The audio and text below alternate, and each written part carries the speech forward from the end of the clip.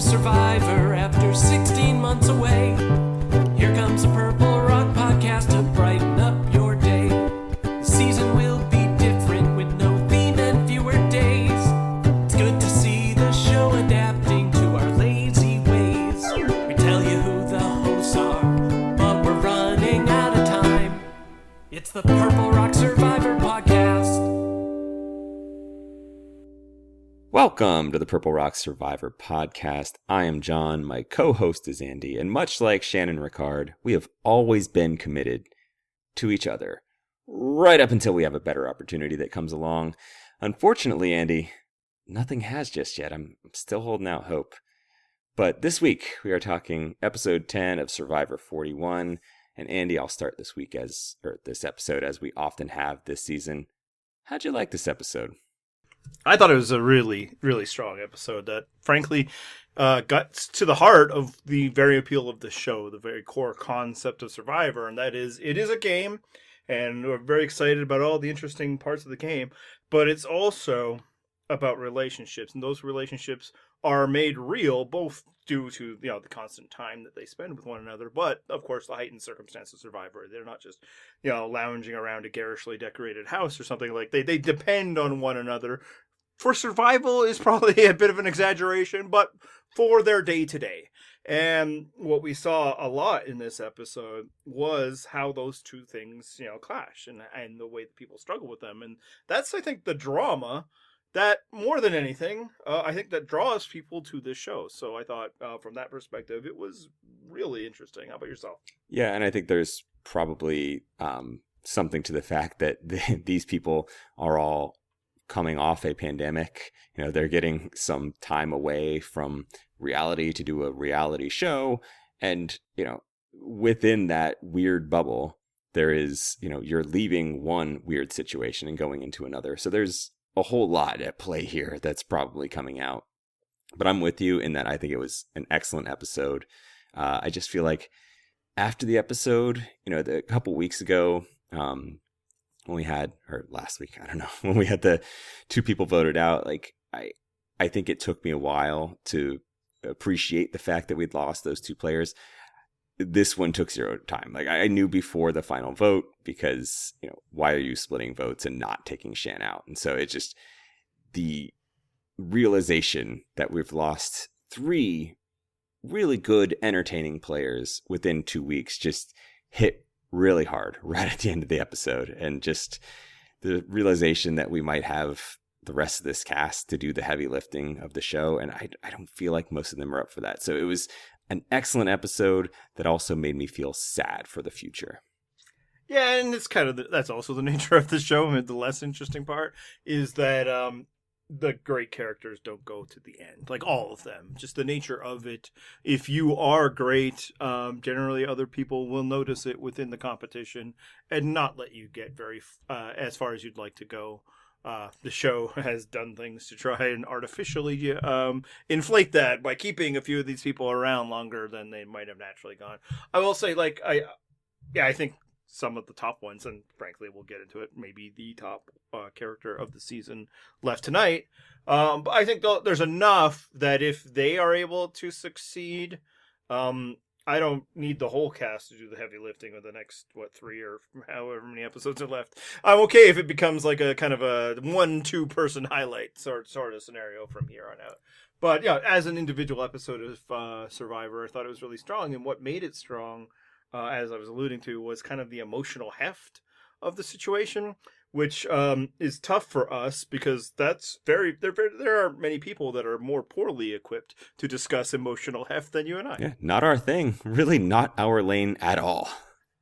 And a big part of that is, of course, being men of a certain age and the damage that the patriarchy causes everybody. Check. There's that. But there's also, when talking about this show specifically, what are we supposed to say? And we will be saying things about how we found it interesting. But unlike a move or something, it's not like we can criticize somebody's feelings. It's like they didn't really feel that. That wasn't the right. I mean, maybe you can't criticize someone's feelings. Leave me out of this. It's harder to armchair quarterback people's feelings. But I did like how well the show put us into their mindset, and how well the people on the show were able to discuss and engage with kind of the nuances of what they were going through, and some of the unique things they were going through that was unique to this cast and this time in place in which they found themselves. And yeah, I thought that was really strong. I thought actually one emotion that came through pretty strongly was the show's love of Shan. I think we actually got a pretty clear signal from the team that makes the show, production, editing, post, all that Shan was beloved. Like, you don't often get like the send-off that she got. I mean, we've been talking for weeks about how her game had just really been declining, at least from our standpoint. But then, this episode happens, and what a send-off. I mean, it was really just, they highlighted her as much as they could. They played her theme music over it was, a lot more emotional of a person getting voted out than we often get, especially for a first-time player. So, I mean, yes, there were other instances that I'm sure we'll get to later, but I was very impressed with the way the show was willing to show its own cards and be like, yeah, we loved Shan too. And we'll definitely talk about how much we did, despite the criticisms that we had recently of her gameplay. I still have some of hers this episode. But yeah, it was emotional by the show, the swelling music, the Rupert treatment, really, if you think about it. I believe she was doing a bit of a Sandra riff when she's like, don't do it, Jeff. But Jeff was, he was careful in that moment. I'm sure he was not happy to see her go as well, because... she's been very useful in tribal council as well. But yeah, and speaking of the emotional scenes, like, she's at the heart of all of them. I mean, she was at the heart of most of the scenes this episode. We start with her and Deshawn and their discussion about how difficult it is for them to try and have this, alliance based on, their shared background and that sort of thing, for the culture, as they suggest, which honestly is a term that I've been thinking about using to describe the potential flaws of that alliance. But I'm like, do I get to say that? Or is that just like, appropriation? Again, it's not racist of me to say it, but it's like, nobody wants to hear me. See, now you're just quoting it though, so it's fine. Yeah, no, I'm glad the show, like, they, said it themselves. It's so much better coming from them than it is for me, because it really underlines what they were going through. Because they have that, and their feeling towards it is real, and they get into some of the reasons for it. But they also want to win. Yeah. And it was not just interesting how they each broached that with us, the viewers, but how they were able to talk around it with themselves. That was quite fascinating. I felt like that conversation between Shan and Deshawn just felt sort of like Shan's entire arc / game in miniature, right? Because it was the, almost immediate pivot from her being like, oh, we've got to all play our game, do for ourselves. This is, you got to do for you, whatever. And I was like, Shan, what the hell are you doing? Again, with the, like, this is not what you say. Why are you fucking up at this game? It couldn't have been, 15 seconds later, suddenly do it for the culture. And we're all on board, and Shan and Deshawn are in tears, and they're loving each other, and, we got to do this, and I understand your situation, you understand mine. And I was like, look at that fucking pivot. Like, tell me that she is not a social genius. Like, this is the stuff that we were watching in, weeks 3, 4, 5, whatever it was early on, and being like, damn, she's a master. And it was nice to see that fastball come back. Just, like, oh, I've been missing this. I mean, if she did throw that fastball, it was hit over the fence, right? She did leave as a result of the person she was talking to. Sure, but hey, let's not point to the scoreboard here. We're just going to look at the beauty of the art that's taking place. Well, and I think the other thing, and all the emotional conversations, is like, really, she was an emotional player, which I think made her such a dynamic figure.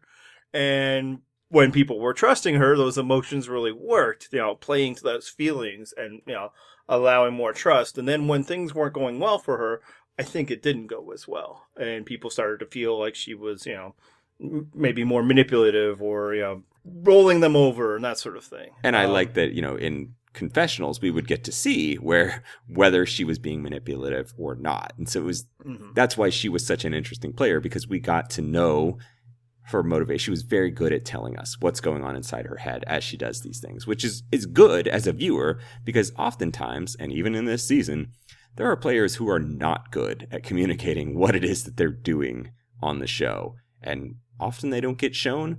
But even when they do, it's like, I don't know that I understand your motivations. And I feel like with Shan, that was never really a concern with me. Yes.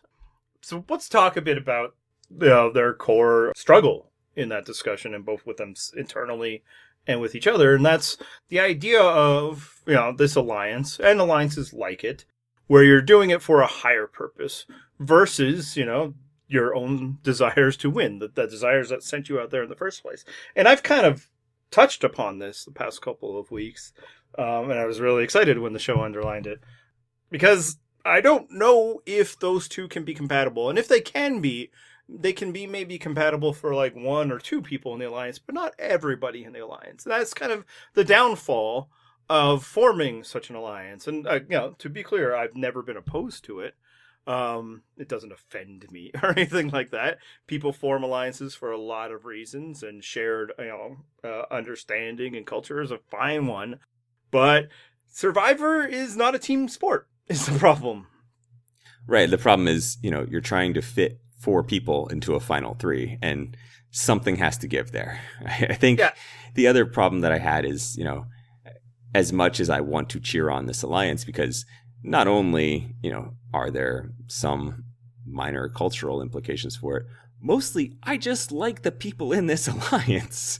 The issue, though, is that, a win on a reality show doesn't save the culture. You might remember the old Chris Rock joke that, we're not all getting a cut of that Shaq paycheck. It's the same sort of concept here. Like, it's nice, it's wonderful, but ultimately, like, it's not going to have huge significance. It's not a first. It's definitely happened before. I think the greater thing for the culture is just the actual casting of this season, the advances that have been made outside the show, and that will affect the show in future seasons. I mean, that's the stuff that's really for the culture. Shan, Deshawn, go get yours. The work for the culture is being done away from the cameras.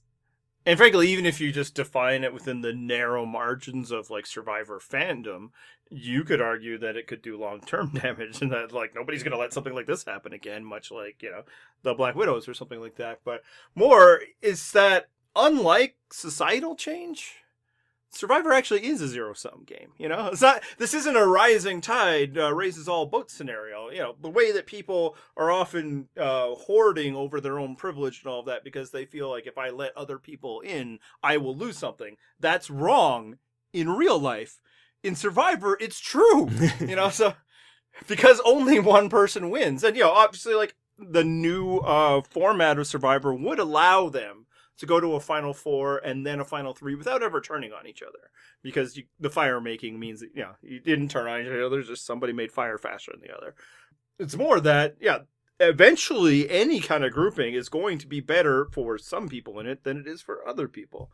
And if you recognize that this is not going to be the alliance that's going to take you where you want to go, which is the end, the win, and this is what Deshawn is battling, then you might need to do something about it. And the problem will become, and this will be interesting to see, is if you formed your alliance based on a higher principle than a collection of people who will help me win, but turning on it could have, greater consequences. I'm not too worried about that because there's only but so many jury votes that would entail. But it has happened in the past when, the great coach formed his Christian, soldiers alliance. And then suddenly started voting people out left and right. They felt pretty burnt by that. So, that is kind of one danger. But it's a thought that I've had before where some people are like, and you see it within the fandom who try to apply a lot of like their own personal values to Survivor. And that isn't to say there aren't lines. Absolutely, there are lines that shouldn't be crossed, and we've seen them crossed in the show, and we've spoken out against it. And frankly, a lot of the times because of, the various echo chambers we create or whatever, like my politics are the same as those people, but it's like, isn't the real world. Like this is a game in which every few days you need to send somebody home via getting together with other people and deciding who doesn't get to do it anymore. Like it is, Survivor by its nature is kind of mean. Right.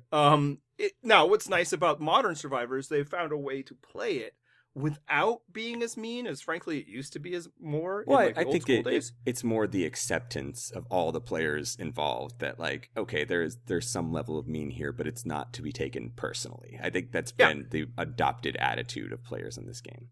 Yeah, and I love that about it. In fact, like it was something that I was more uncomfortable with in the early days, that things were more personal.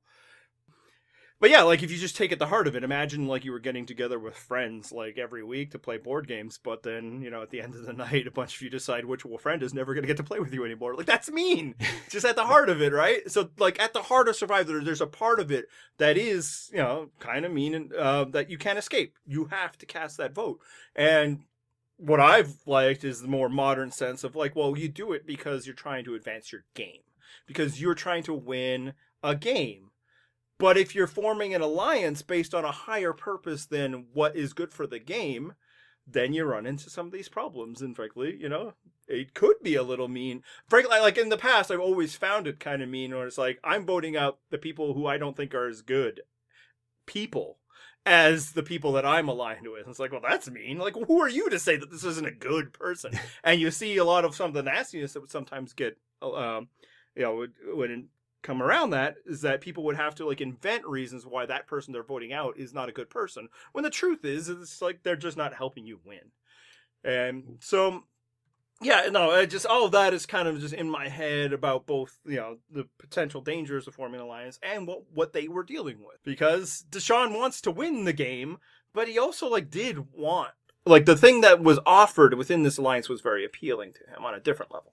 Right. And I think I had said at the time it was formed, I was like, I can't imagine this is going to be a long-term strategy for them. I think there is absolutely nothing wrong with forming this alliance and working towards shared goals as long as it is acceptable to the entirety of the group. It's just that it was pretty clear that at some point as things move within the game, there's going to be opportunities that will come along that make it appealing to no longer stay within this alliance. And so, again, as you said, you almost have to have your selfish motivations prioritized, because yes, you want to show the significance of marginalized people coming together for a common goal.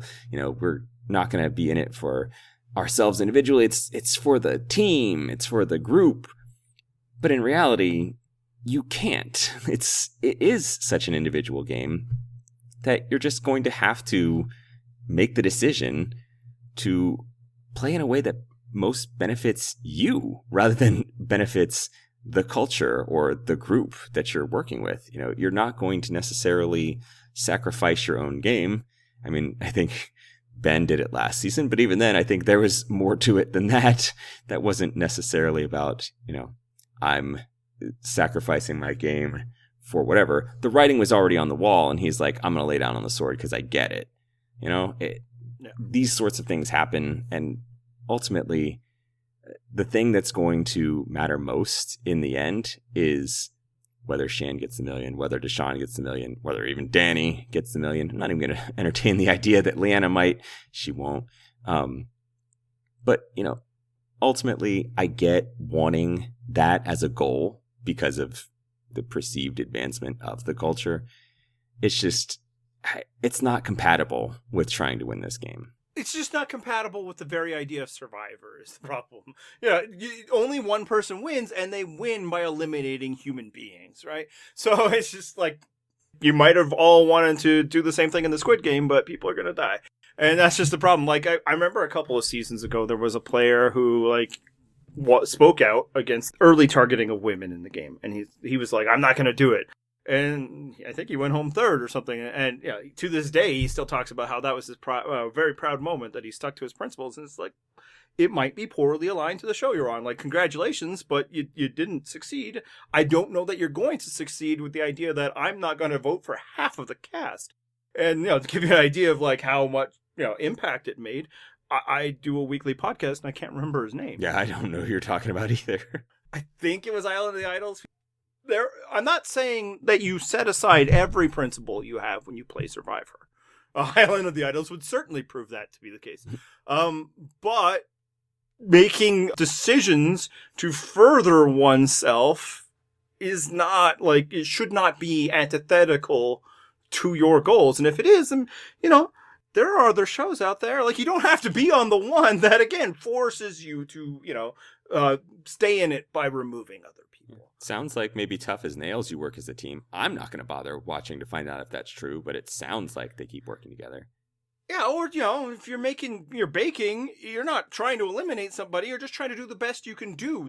In Survivor, that's not how it is. You have to participate in the elimination of people. And if you start to say, like, eliminating these people is wrong, but eliminating these people is right, then you actually might be making it a meaner spirited game than it needs to be.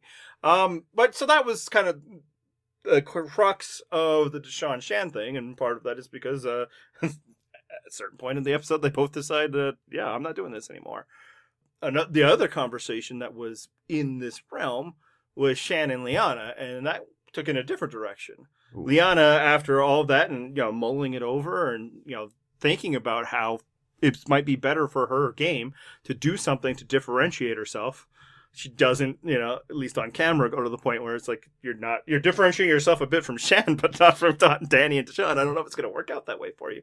But ultimately decides that no, for her, the personal moment meant more. Even with eyes open about how this might hurt her chances in the game, she's decided that she found something more important. I thought that was pretty interesting as well. It was. I mean, it was obviously very emotional. Liana's like crying as it's happening. And she had done, if we're just coldly analyzing her game, she'd done the right thing. Danny and Deshawn come to her with this plan and she agrees. I mean, she's clearly not gung-ho about it, but she sees that her alliance is offering this plan and she's like, yeah, of course. Goes along with it.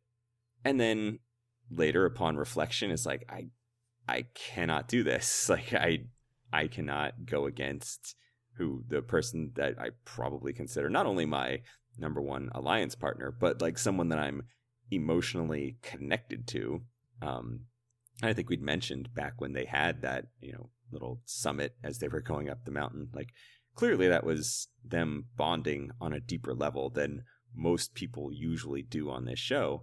So it was nice to see from a game standpoint and from like an entertainment perspective that this connection that they had turned into something significant for both of them, right? Like we got to see Liana just choked up as she's telling Shan, like, we had this conversation while you weren't here, and like I wanted to go along with it, I really did, but I just can't because I actually, I feel like we are connected. And it was a nice scene between them both, again, from a game perspective, because this then alters some votes, but, as a human being, it was just interesting to see that she's valuing that connection that she has with Shan more than she might necessarily value the idea that maybe I get 2 or 3 votes further now, or I get like 2 or 3 like rungs higher in someone's mind because I was willing to turn on Shan.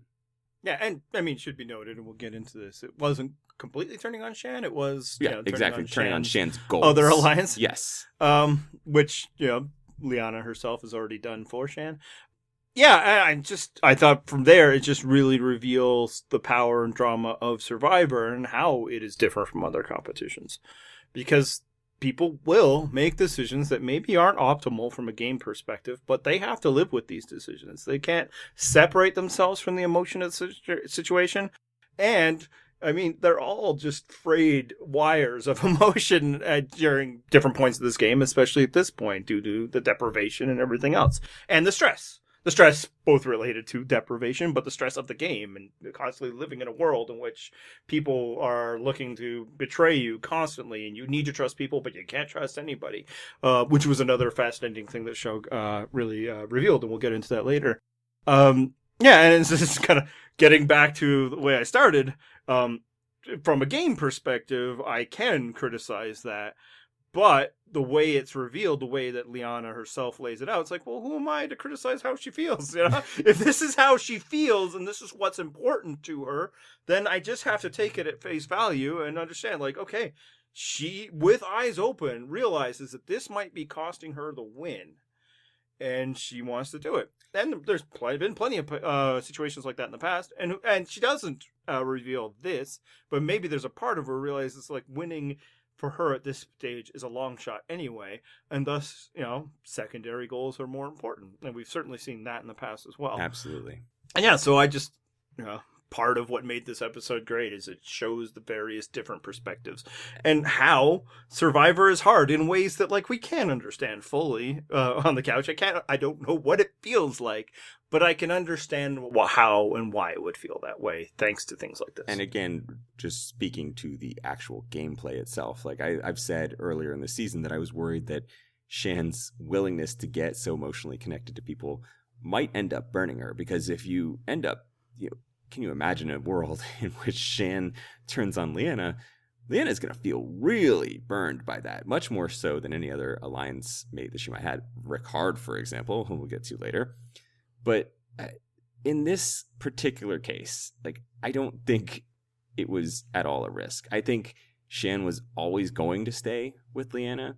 So if she was never going to flip on her, it's fine that they have this sort of connection, right? Like it works both from a game sense in that Liana's more willing to tell her certain things. And then also, like, she gets to have a close bond with somebody, which is wonderful. And I'm sure it's very alienating on that island. So it must be nice to have someone that you can turn to and be like, I absolutely trust you. So if you know you're going to the end with her, and again, I'm fairly confident that Liana was in Shan's final 3 plans, then there's much less risk in having that sort of connection. Yeah, but that also gets back to the earlier discussion of doing it for the culture versus doing it yourself. One of the main reasons why we can trust that Shan had true final 2 feelings towards Liana is that Liana is a great final 2 option. Correct. For Shan, right? Whereas the inverse is not true. Liana, if she is looking to win, should not be wanting to go. And that's kind of the same idea of, you know, forming an alliance for reasons other than these are the people who will help me win. Yeah, that alliance is going to be good for somebody. Liana is the one who was worst for, and she seems to be the one that was most committed to it. But and this is what I was getting at, which is that for Shan, this is fine to be that level of connected, because there's not going to be, like, it benefits her to keep Liana around. And if Liana feels this level of emotional connection, then maybe Liana is more willing to accept, okay, I will, you know, hopefully finish second place to Shan in a final tribal council, which seemingly she might have been. I mean, it's possible if Shan sweeps. But yeah, I mean, that said, if people start talking about Liana being a threat the way that every once in a while they sprinkle in that about Erica, suddenly, you know, Shan might be starting to hum a theme. So, yeah, it's like, I also believe that she is true to that, but it's also so low stakes because Liana was not a threat to her. Conversely, you have the other relationship that Shan had, and that we also get a good spotlight on, and that's with Ricard. First off, just from like a structural standpoint, that scene was really interesting in that it's 4 people sitting across, because I don't know, they were on a tiny bench, and they're like, we're not moving these cameras. This is all set. Nothing handheld here. You guys have to sit here until it's time to go into this little shack. But I thought it was really interesting, like from a TV perspective, that we got clear audio and connection with just the Shan and Ricard conversation without like the conversation that's happening like 1 inch away from them, like invading it all, you know, like this is maybe this technology and what they've been doing and these techniques is why, you know, the whispering at tribal council hasn't been so problematic. Like, it's framed and all that, and like they're back there, like we can see them. And seemingly they can't hear the conversation between Shan and Ricard. Like, it was...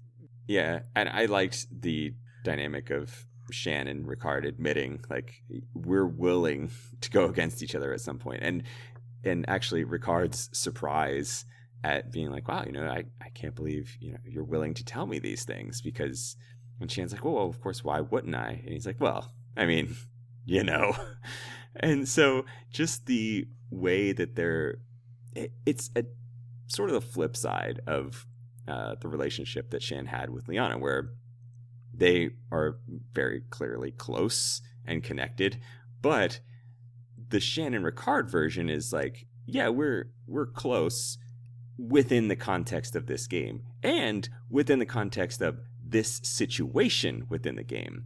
So I think the one issue I had with it is that, by making that kind of pact where you say like, yeah, we're with each other until we shouldn't be with each other, there's almost this assumption that you have to turn on each other, when the assumption should be that if a better situation comes along, you can flip. And I don't feel like a better situation came along in this sense.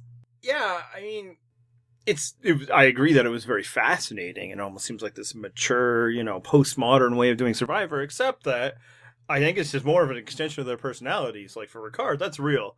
I will flip on you, and in fact, I'm thinking about it right now. And maybe that was echoed in his, decisions to who he would pick, even to kind of get Xander and Heather, on his side for this move that he might make at some point. Whereas for Shan, I mean, we see what happens when she hears that there's a plot against Ricard. She isn't like, oh yeah, that makes sense. She's like, Sean's dead to me. So I think she was more emotional despite what she's saying about this. And maybe it's because, it's the echo of the relationship they established earlier, or the boundaries Ricard set himself, not that their relationship gives a hint of romantic, especially given, the people involved, and their own preferences. But it's kind of like the person, if you're in a relationship and you're just like dating somebody, but one person wants it to be more than that, but the other person doesn't. It's like, oh no, yeah, it's cool that we're just chilling.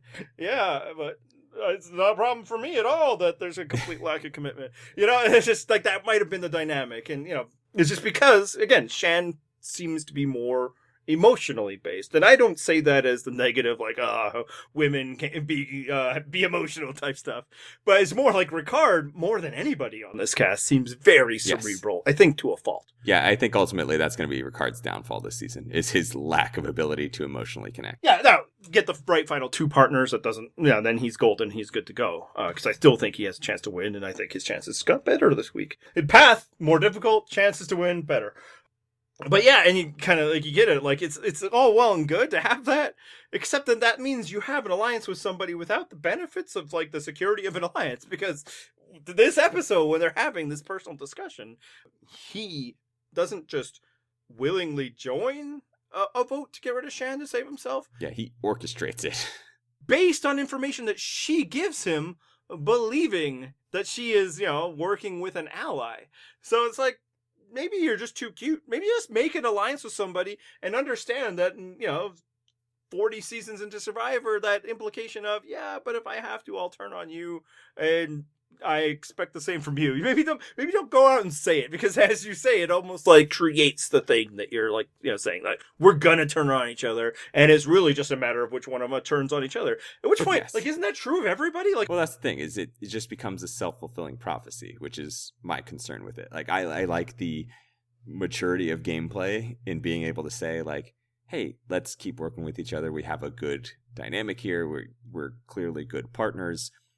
Until something comes along that's better for both of us. And then it's like, oh, okay. Well, the problem is now you're just going to be assuming that any other conversation that your alliance partner is having is the better situation. And then thus, you have not established the trust that you might need to form an effective alliance. Getting back to my metaphor about being the person in a relationship that pretends to be cool with the non-committal or whatever, just so you people I'm not putting male female. I was that person. I had to be like, oh no, it's cool that you don't want to be boyfriend girlfriend, but I was terrible at not having the defined relationship. So I'm speaking from that perspective. I love that we're adding personal content to this. So we're getting that that's what this episode did to me, man. Apparently. That's what I'm saying. It's given us this emotional context and these scenes that we wouldn't otherwise get. Another thing about their conversation that was interesting is Ricard saying it from I think people like you better, you beat me. Yes. And for her, She's talking about, well, yeah, I don't want to go in, it could be a trouble going to the finals with a man because the jury will assign credit to them, which is a common theory, not without merit. That's typically how many things in life go. I'm not sure there's a lot of like research on that for Survivor basis, simply because more often than not, a final situation is a person that the jury will vote for and people that they won't vote for. So it's not usually that they're assigning credit to the man versus the woman. It's that that woman who made it to the finals was not somebody who was going to win. See, I would disagree. I think it's... What's the example, I guess? There are some, but recently, which woman made it to the final that you think would have had a shot against another woman? Against another woman? Yeah. I'm not. Or whose moves was accredited to the man. Well, so that's what I was going to say is I think what more often happens is there's just this predisposition to believe certain things. And, how much does that move the needle as far as votes at tribal council? I don't know how well you can quantify that. But I do think that there is clearly some of that takes place. And can I point to the specific instance like, oh yeah, it was that one? Well, that's what I want. I want the specific instance because I think there's the theoretical situation where that would have happened, but the woman is voted out before it happens. Like what modern Survivor is a player that can contend and goats. So it's less about jury choices from a lot of the recent evidence anyway, and more that, honestly, if I was to give an example, why did Adam get more credit than Hannah in Millennials versus Gen X? Right, I think that's a fair one. Neither were necessarily great players. Yeah. I mean, they were both significantly flawed players. So the fact that Adam then got a shutout victory was kind of surprising. Yeah, no, I think that is a perfect example. I think one that people like to give up is like Ben versus Chrissy. But, I mean, like, even leaving aside how we feel that the jury perceived Chrissy based on, the way everybody was reacting to her and the show that we were watching, they did not play the same game. Like, they were diametrically opposed. It wasn't that Chrissy didn't get credit for Ben's moves.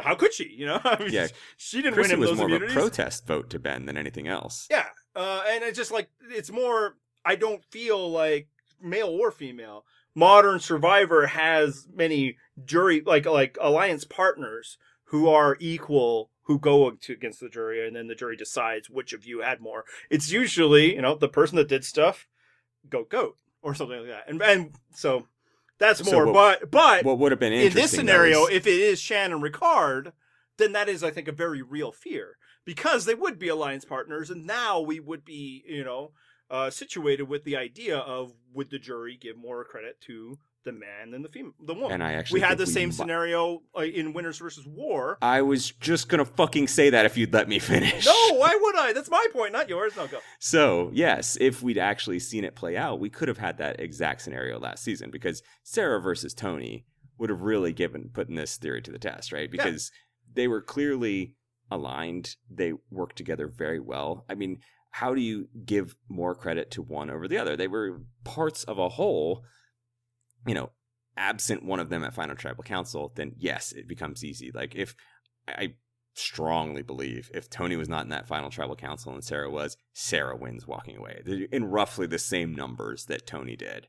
Yeah. So, if they're against each other, though, that's where the tough thing comes in, because it's like, how is that going to go? How is that going to break down? My point is, they're never against each other. Like, that just doesn't happen anymore. So if we're diagnosing reasons why women have not been winning Survivor, which is a real problem in the show, it's less about juries, because juries aren't given that choice. Like the strong potential female winners in Survivor are taken out prior to the jury, like this very episode. Like, we're talking about what happened with Ricard and Shan. Instead, no, Shan just is kicked out because she is clearly the bigger threat amongst everybody. It's the way people feel. It's why they're looking to move against Shan versus, move against Deshawn. Obviously, the idol plays a big part in that as well. But it was also interesting is that, so Shan voices that concern, but let's look at her strategy since the merge. Her first choice has always been a woman. So even in that conversation, she's saying it's like, so what's your plan here? Like, even in this conversation, you're advocating to target Erica. Last week you wanted it to be Heather. Or are you planning on voting one of them out and then carrying the other one? Like, you're running out of, 3 female combinations at this point. Yep. And even more difficult is that, at a certain point, one of them is out of your hands. Like, that's what the fire making challenge does. Mm-hmm. It's like, you might even have a group of 3 women that you want to go to the end with, and then, one of them has to go to the fire challenge at the end. And if she loses, suddenly you didn't get to determine your own jury, or your own final 3. So yeah, if she really believes that, like, it is going to be detrimental to her to go in front of a jury with a man, then she should not be targeting any women. Like, to your point, that's it. You've run out of time. You need the 4 of them in the final 4 in order to guarantee yourself the situation. And she's been doing the very opposite. When the merge first happens, she goes with everybody. Yeah, sure, Erica. No shade on that one. Makes sense. She's coming into the situation with only one alliance partner. That it's a seemingly unanimous vote. Great. Time is reversed, and now it has to be Evie, which is fine again. In that there were so few choices, and 2 of the men that were options were people that she just formed an alliance with. The other one has an idol, but she was also very insistent that it should be Evie over another woman, Sydney. So fair. The next time out, it has to be Evie. It has to be Evie. It has to be Evie. And Danny and Deshawn even bring up, well, how about Nasir? And she's like, no. And class. She eventually votes out Tiffany, but she didn't want to. She wanted it to be someone else. And then she initially didn't want to vote out Nasir last week. She wanted to be Heather. She was very insistent that, and prior to that, she thought it should be Erica, but of course, Erica wins immunity. At the beginning of this episode, she sees Erica talking to Deshawn, and she's like, I can't trust that Erica. So it's like, at this point, I think you've already, your gameplay, maybe her pre-game plan is, I don't want to go to the end with a man because of this idea that juries will choose men over women. Which, again, I'm not saying it's a bad idea. I'm just saying that the way things play out, it tends to be that, that's not kind of it. It's already happened by the time there. But everything since then, her gameplay is I feel like final 3 with Ricard isn't such a bad idea. You should maybe lock this down. Yeah. I mean, honestly, I think if it's Liana, Shan, Ricard, final 3, I think Shan wins. I mean, I will not discount the idea that Ricard's going to pick up some votes there, but I think it's only going to be between those 2. Yeah, and, again, maybe in that scenario it does, and that would be infuriating, both for her and the entire Phantom. Yep. Not to discount Ricard's deserving, well-played gameplay, but, as he himself is I've come up with the plans, but you execute. Well, the execution's kind of the important thing here. Yep. I ghostwrite a lot of stuff for people, but, the people who say the speech get the credit, and that's just the way it goes. But, yeah, it's I think she would have a good chance there. I think she would have a better chance than, her, Liana, and Xander, or her, Liana, and Deshawn. Yep. Her, Liana, and Danny, I think she'd have a chance, but then at that point, maybe Danny's likability carries the day. So it's just unless you're looking to get you, Liana, Eric, and Heather, and your very action suggests that you're not, then what are we doing here? You did too much because, again, he targeted you to vote out once he won immunity. Right. Once you thought you were saving him, and he said, nah. But this is the fun of rooting for Shan, right? You get the chaos. Strategically, she's all over the place. Socially, she's generally on point. I mean, she's made a few errors even there lately, but strategically, she tends to be a mess. But it's such a fun ride. I've thoroughly enjoyed the Shan experience. Oh, I had that at the last, but let's talk about it now. My favorite player of the season, I'd say. I mean, obviously still some time left before we get to the final, but yeah, it's hard to imagine that there's going to be someone that I'm going to more fondly remember from this season than Shan. I mean, if Deshawn goes on and wins, or Ricard goes on and wins, I will enjoy that in that I like both of them. However, I'm not going to be that was the season of Ricard or Deshawn even. Maybe Deshawn. It's iffy. But really, when I think back to the season, I'm going to be oh, that was the season Shan was on. That's going to be top of mind for me. I mean, I will, I think, very easily feel this is a bit of a strong ensemble. And I say Shan's probably my favorite player. I might say that I've enjoyed Deshawn's presence more just because he's more amiable. But she has been, more compelling throughout. And even the things that have been frustrating about her gameplay has been compelling, yes. Right? So I think she's added a lot narratively. It's actually kind of fun that just last week I predicted that she was in my number one spot for winning. That was a great move. It was. I feel you have a long track record of correctly predicting the winners. And yeah, I mean, honestly, I was waiting for anybody to call out, and I'm like, if you don't want this to happen, you should feel great because I don't particularly predict winners very often, of late especially, and in part because I get into mental exercises about this sort of thing, and that's what a lot of that was. After like weeks and weeks of piling on about how I didn't think mistakes that she was making, and hell, the week right before I was like, I think she's gonna go pretty soon, and then I just turned it around like I think she's gonna win because I wanted to, I guess, hedge. And that was a brilliant hedge by me. Yes. Perfect. Nailed it.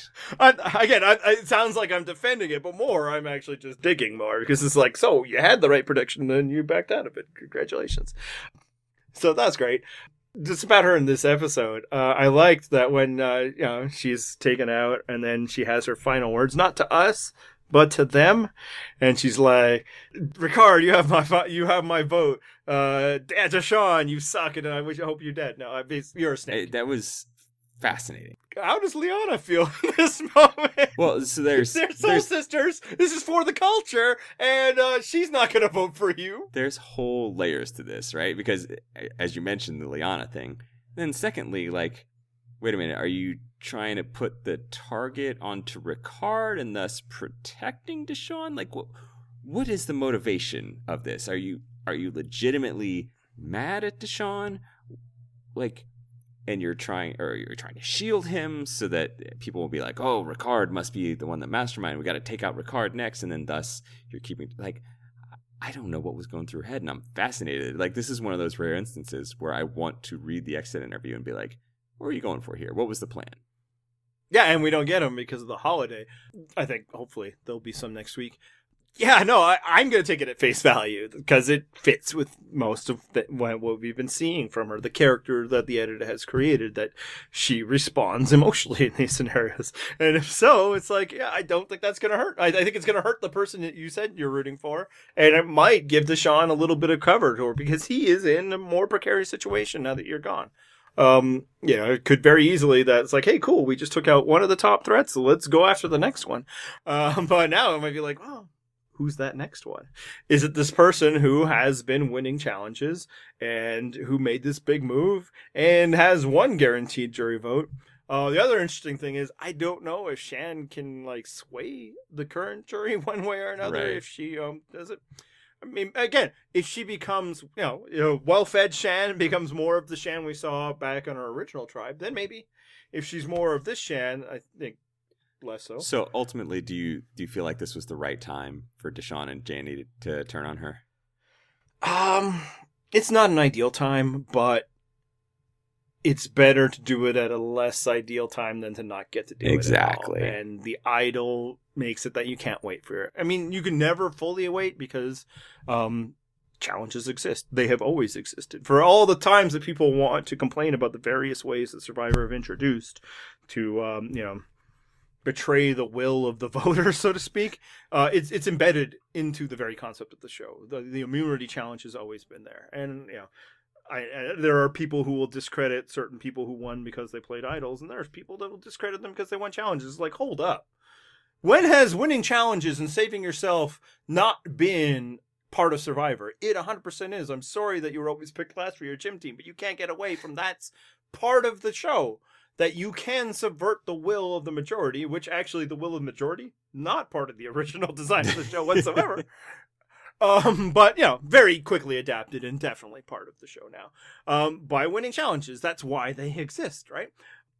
But yeah, that her idol means that you have to move not only earlier than you'd want her to go, but like probably a couple moves earlier than you want her to go because you need to give yourself cover for if she does play it, that you are now if you take not the shot and back miss. To the right person. Yeah, exactly. Because you've only got 3, I think, more tribals where she can play the idol. So between that, she can play till 5. Okay, so I think 4. So she's got 8, 7, yeah. So after tonight, I'm saying, so she would have had 7, 6, 5. So yeah, she's got 3 more. And between that and the shot in the dark and potential immunity wins, which I wouldn't rule out. She's not like horrifically bad at challenges or anything, but she's not winning either. There's just too many chances where it's like, well, when we decide to make that move, are we sure that she's not going to be safe? Like, are we going to be able to do it at that time? I agree with you in that it felt a little early, but you always want to err on the side of being just a little too early. And I actually enjoyed, the Danny and Deshawn back and forth on what they should be doing. And like, almost as much as the Ricard and Shan combination, I like Danny and Deshawn just playing off each other. Like, Danny seems to be playing to his strength and letting Deshawn sort of handle the strategy, but also bounces ideas off him. Like, that's not a knock on Danny that he's not calling the shots. Yeah, he's not letting Deshawn do whatever he wants. Right, exactly. If that was the case, Liana would have gone last week. Yeah, he's, saying like, hey, here's my thoughts, and, then actually taking feedback from Deshawn, like, no, maybe we should do this. And for the most part, he seems to have been deferring to Deshawn on just about everything, which is fine. That's not a knock on Danny. Like, maybe Deshawn's plan are just better and more convincing to the both of them. Who knows? But I enjoyed their dynamic that they have and how it sort of mirrors Shan and Ricard on the other side. Except in this case, I feel like they are much more loyally locked into each other than Shan and Ricard ever were. So it's much more of a traditional pairing than Shan and Ricard. I don't think Danny and Deshawn have this we're together until we turn on each other type. Not at all. Again, I think it's okay to leave that part unspoken. Yep. In Modern Survivor, and then you just have to manage the relationships. That's how most people have done. Sure, it's burned a few people in the past, but it spectacularly burned you this time. The other thing for Danny and Deshawn deciding to do it now is they didn't have to put it together. It was already a plan in motion. Yeah. They just had to agree. Yeah, just ride the train. Right. So if they had just instead decided, no, this isn't ideal time, the protection of us 4, it'd be great to keep that, especially next week it'll be 7, although with an extra vote, it's still, ties type scenario. Now you might not so easily have the opportunity to take her out, right? Because there's one fewer person able to do it, the plan being to get rid of Erica. And there was enough people on board that they could even do a vote split. Now, the vote split really doesn't, neither here nor there for them. Because if it doesn't work out, they're okay, Erica goes home. But I did like how Danny sees them, change to a vote split. And now, hey, man, this is getting a little tricky. They running game on us. And then Deshawn quickly is like, no, she's just covering her own ass. And that, shows their dynamic. Danny is a bit more of a traditional type player. It's, got our alliances. It's be careful before we want to flip. But I think is a good attitude. I think modern survivors are probably a little too quick to flip on situations that are good for them, and then name of resume building or whatever, and that just destabilizes everything. He's also so when somebody's doing something just a little bit more, it pulls him back a bit. But it doesn't mean he's unwilling to go forward with it. Exactly. And you did touch on something briefly there that I want to celebrate. Shan mentioned Xander's extra vote. Like, it is not our shared fever dream. It is a real thing that people recognize exists. Hooray. Yeah, which tells me that it was talked about last week and it just got cut out of the edit completely. I don't understand how that's possible. Yeah, I know. As far as English, I'm not, again, it didn't get used, so, but neither did his idol, and they talked about his idol, just sentences in which they were talking about his idol, it would seem natural that they would say he has an idol and an advantage, and people are like, well, what are they going to do? If they bring it up, they'll just say, well, you're screwed. Yes, that's what I wanted to see. I wanted people to recognize how precarious the situation was, and for me, I think that would only heighten the drama of what happened. One good theory is that maybe the person who seemingly did not take advantage of this thing ends up winning, and they didn't want that person to look bad. Mm-hmm. I don't know why I'm speaking in pronouns as though it's a spoiler. I don't know the results of this season. I don't have the spreadsheets. One other thought I had, just kind of touched on it, but we're asking the question of whether it was good for Danny and Deshawn to turn. on Shan is not only is she threatening to them, both, in the reveal that she goes to Ricard with this information, but that she seemed like not so unwilling to do something about Ricard. Now, there's a caveat in that they're looking to blindside her with this and not bring her in. But you can call to question why they're unwilling to bring her into that idea. And that they sacrificed Sydney. Liana sacrificed everybody that she knew in Nyasa. But the idea that, Shan will play ball with this alliance that's so important to all of them. No, that ain't happening. So, and Shan has exactly one thing that she even can give up. One person. Yeah.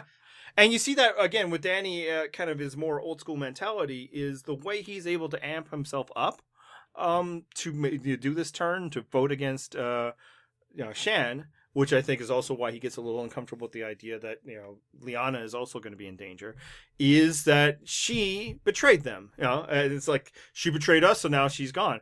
And it kind of gets back forward to that old school mentality of if you form an alliance based on something higher than this will help me in the game, then to turn on it, you might need to, make somebody a villain a bit. So, that was kind of something that I noticed with Danny versus Deshawn. It's just like, hey, man, it's all in the game.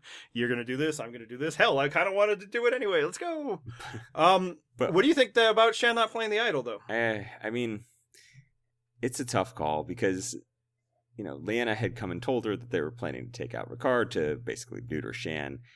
And so I can see the thought going through Shan's mind that like, oh, I can just let this go. They just want me to be committed to them. But I mean, there were some red flags there, like you just hit on. The fact that they didn't want to fold you into this plan, that's a little concerning, right? Like that is a warning sign that you should maybe pay more attention to. But I think she also felt that, Liana was so clearly aligned with her and was there and would tell her if anything was coming her way. If she heard anything, which she obviously did not, I can see that making sense to Shan, being like, well, I've got Liana and she's going to have me covered if they say something about me. So I get feeling safe enough to not play the idol, especially when you've got, there was 4 opportunities left at that point. Like, maybe you roll the dice one more time. I mean, Xander keeps fucking rolling the dice, and he's been fine. So that right there speaks to the precariousness of this and like how it's easy to criticize her for screwing this up. And I think you laid out a very good case of why there's reasons why somebody should have picked up on this. It's not so hidden, right? But you can, bury her and then praise Xander for not. There are reasons why Xander should have played his idol for sure. Yep. And yes, he is hearing all these plans that seem really interesting that would not require him to. But, they could be lying to you. They're lying to Shan, right? Yes, they are. So, and that's very much it. Like, it's so easy to look dumb or look like a hero for making the same decision based on the same information. Yep. And after that, we just have results. So, yes, I think there are reasons why she should have. And I think part of it, that why she does, and obviously the biggest part is she has trust that, our people in her alliance, as you say, Liana, I think also Ricard's not telling her anything. This is the decision making that we have for an all survivor. Do you believe the people around her? But also that she thinks there is a stronger plan and a bigger threat than she, and that is Xander's idol. And that's kind of the interesting thing about multiple advantages and idols being out there, is that it kind of weakens everybody's, right? Because you become more worried about somebody else's than recognizing the worry that you're putting in other people with yours. Right. And, in a season that's dominated by all these advantages and all of this, the most we've had through 10 episodes is somebody effectively playing an extra vote to, provide insurance against a really small chance scenario. Which isn't to say that they might not pull off. There is still time. There is, one idol and potentially more if they're re-hidden and found. One advantage, something weird coming next week, and the shot in the dark. So, obviously, it still could heavily influence it. But, and I do believe that there's probably more of these things than necessary, but maybe one of the reasons why you need more is because people be messing them up all the time, right? We've seen, 2 people back-to-back go home with idols in their pockets. Well, I think another thing that we aren't giving enough credit to is the fact that it seems like these targets seem to move so quickly from week to week, right? Like, yeah, in a moment in there, she might have been like, "Oh man, I'm nervous. I got to play my idol this week." Maybe similar to Xander, like he might have thought the same thing. He said it in this episode, like, "Yeah, I'm definitely playing my idol," and yet by the next day or whenever it is they're going to vote, he's super confident and not playing his idol, like just because he's folded in on these plans, which again could have been a lie. But those plans move from all these different targets. And so then when you feel like there's all these names being thrown out and none of them are yours, but there's very active plans that seem to involve a lot of people, I get feeling like, okay, well, I'm safe only because if it's not this person, then it's this person. And I've got all these people working with me. It's not me this time. Yeah, so the big thing, the first part of the episode that really I thought conveyed well was the emotional struggles of this situation, of this show. The back half really, for me, helped illustrate how fucking hard Survivor is, man. Like, I don't know how anybody does anything anymore. And maybe it's become too hard and too random to, like, have, like, a strong story and, like, strong winner and all that. And just, random, and people, will blame advantage and all that. And there's certainly, again, scenarios for that. Although, everybody's talking to how this one's great because no idols, no advantages. As though idols and advantages didn't help create the scenario, even though they weren't played, right? Like, they blindsided a person because they had an idol, and they split a vote in order to do so. And also, they didn't take the out great Liana in this situation. Yeah, and the great emotional connection that drove a part of it was the relationship of Shan and Liana, which was formed entirely because the show created a scenario in which to, give them a loan in order to distribute an advantage. So that they are all interlinked. It's not as simple as see how good Survivor can be when there's no such thing as advantages and idols. Just because they're not played doesn't mean they're not there. But anyway, because like, you see it, it's like, okay, Erica, and I'm like, whatever, that's just the first idea. That doesn't stick around. And then it's like, we got to take out Ricard. She makes Shan too dangerous. Yeah, it makes sense to me. Yep. Okay. And then it's like, in order to do that, they feel that they need to tell somebody, so they have to tell Liana. Okay. Maybe you did, maybe you didn't, but you still want to work with Liana, so it makes sense. Now, because you tell Liana, and then she has this crisis of faith or whatever, she tells Shan. And then Shan knows, and she thinks she's going to go, but no, she tells Ricard. Okay, so this seems I can follow it. Hey, man, this is why you got to trust people if you don't trust people. But then Shan tells the person, Ricard, she's going to protect with this information, and he uses that to flip on her. And then because, now this is happening, and now it looks like instead it's going to be Erica because, she's dangerous, and maybe they're not going to make that flip.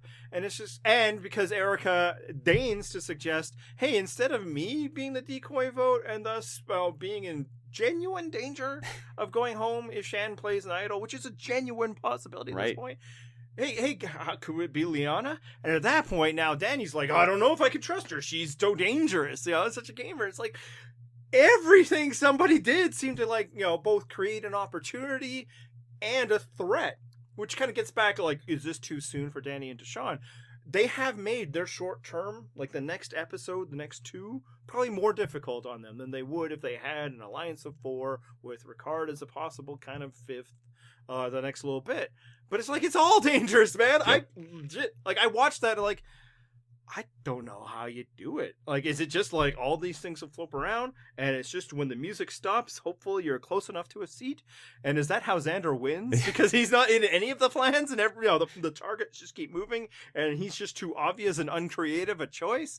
Or because they know they got to, 2 votes to take him out? I don't know. It seemed really hard, man. And this is why, when they talk about at the tribal councils, like who's on the bottom and things like that, I understand thinking like, I thought it was absurd when Heather's like, oh, I'm the bottom right now, but I'm comfortable with that. It did make me laugh. I'm comfortable being the bottom. But anyway, and as much as I wanted to be like, oh God, why? At the same time, no, I get it, because things move so quickly that you being on the bottom for this vote does not mean that you are committed to staying on the bottom. You're not like on some trajectory where you stay on the bottom. Things will start to move around and suddenly your situation has flipped entirely because the person who is on the top is thus the most appealing target and everyone has to move against them. So I get it from that sense. Like, there's just so much chaos happening from week to week.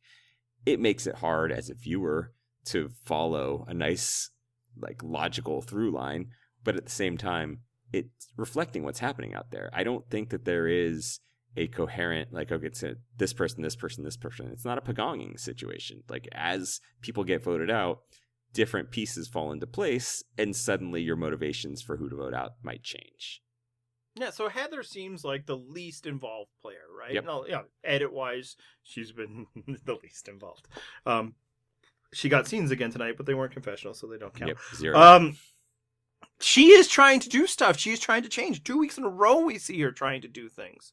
To the point where, yeah, they use an extra vote to mitigate any potential blowback from Heather and Erica doing their own thing. Tonight, they're worried, are Heather and Erica playing us? Like, even in this, like, the seemingly lowliest person is out there at least trying to, change and flip the situation for themselves. And I don't feel like it used to be that way. Obviously, edit, we never know how it truly is, but it feels like a more natural way of Survivor in the past was, let's just keep this thing going. And, there'd be one person be like, yeah, let's keep it going. I'm going to ride this all the way to the victory. And other people being like, no, I'm sure it'll be fine. And that's not what's going on at all. So, bravo to all of them for being this way. But man, it seems exhausting. I don't know how I could do it. Because the very act of trying to do something to better your situation could be the thing that makes everybody so scared about you that they're going to abandon solid plans and alliances in order to get rid of you. Because you wrote, that hair just grew a little too long this episode. Yep. You're the tallest blade of grass, and now you're getting hit by the lawnmower. Hey, real quick, since we spent a lot of time about it last week, any issues with Xander not using his extra vote this week? No, for once, they mentioned it, and I'm like, okay, but what about last week? Him not playing it here, I was like, yeah, no, this makes sense. Fine, hang on to it at this point, because now, last week you had a group of 5. This week you have a larger group. Thus, your extra vote means less. Hang on to it now. Yeah, so the situation, though, of course, is Ricard is like, hey, there's 4 of us. We need one more vote. And everybody's like, why not Xander's vote, extra vote? Why not Xander's extra vote? For me, I think Ricard was hoping that Xander would be like, hey, I got one of those. But I don't know how much Ricard can also, and you're going to play your extra vote? It's like, hey, buddy, you don't speak for me. We've never actually voted together before. There's a lot of trust building. You're already trying to get me to trust you to not play my idol. So I understand that he can't go out and say it and hope for it. And I also understand that scenario of Xander being like, hey, man, it's cool if Shan goes home, but at this point, anybody but me. Yep. And thus, I want to save my extra vote for a chance that might save me versus take somebody out. And you can say, well, what's different last week? Again, last week was 5 people, and it would help eliminate, break up an alliance that wasn't breaking up at that point, to his knowledge. In this scenario, it very clearly is, with or without him. And, I think Evie would be a better potential, partner for him than necessarily Erica would be, right? Yep. So, yeah, I'm okay with it. It's the different scenarios. And again, just verifying his existence helped a lot. Hey, apparently, Edgic's had Shan the winner. Well, are you suggesting that it's wrong? I mean, I'm assuming that she must come back in the next episode, that the fabled twist that's going to be coming, which I have gone out of my way to avoid revealing to myself. I'm assuming that's just Shan comes back. I know what it is, but I'm not going to say anything. Thank as God. I have not said anything to you yet. Yeah, what's great is apparently before that they'd moved from Tiffany to Evie to Shan with the very strong caveat that there's no such thing as a single edgic. They're playing different people. Yeah. But what was more interesting to us, and this conversation might not be interesting to a large portion of our audience, but hey, when has that ever stopped me about talking about anything? Is that some high profile proponents of edgic are starting to sign off on the entire concept, and that is such a sweet victory. So good. And that is it possible that people are not using science in which to determine these things, but are finding arguments to fit their own pet theories and things that they would find good. I'm speaking this as somebody who, again, last week was like, I think Shan has the best chance to win. I'm wrong. Of course I was wrong. I'm just not pretending that I have anything like higher purpose behind it other than my own damn opinion. Yeah. And that was kind of the thing all along. It's nice to have Fish back on our side, who's one of the prominent ones. Also, Christian from David vs. Goliath spoke out this week. Yeah, like, I mean, he may never have been in favor of edgic, but But it's nice to know that the logical ones are like, yeah, this is totally full of shit. This is just your shrouding your fandom or your spoilers in some cases in charts, and that doesn't somehow make you more of a educated viewer than the rest of us. Also, how the fuck are you keeping these charts and you're not seeing Xander as a possible winner? Like, I said it like a couple weeks ago. I said last week I was fairly convinced it's him. Now I'm pretty completely convinced. Like, I will be surprised if it's not Xander at this point. So I don't know what show you're watching. To that point, I think one of the things that's driving that opinion is cynicism, right? Like, you just like, of course, after all of this and all the changes, it's going to be Xander, right? Which, yeah, you're applying, maybe I'm wrong, maybe I'm speaking out of turn, but you're applying that to your analysis. The beauty is that you're not pretending that it's anything more than your thoughts and opinions. That was always our problem. It's fine if you enjoy it, that, you're going to try and dig into something, just in the same way as, like, it can be fun and even educationally fruitful to, like, deconstruct a text. But to pretend that you were separating the self and thus, like, gaining a true, complete understanding of this rigid set of codes that the edit uses, as though the edit is not going to find different storytelling techniques every time. Bravo to our friend, somewhat contributor, Matt, who wrote like the key, why edgic is bullshit article in the season that, was the greatest victory for edgic ever. Yes. Perfect timing as always on our site.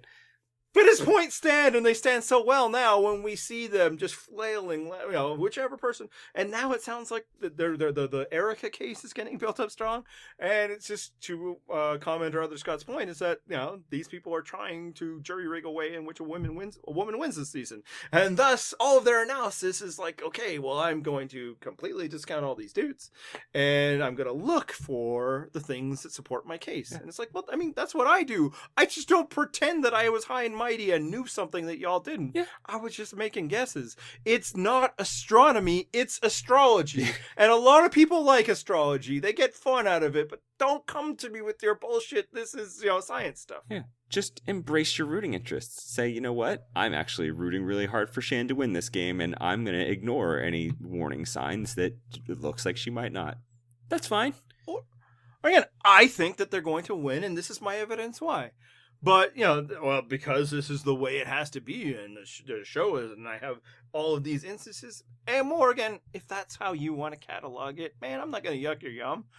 Our big, anti-edgic thing came because there was a season in which people were extreme assholes about their possibly spoiled opinion, and it made it less fun to discuss the show. Yeah, they should be assholes more like us. We're the fun ones.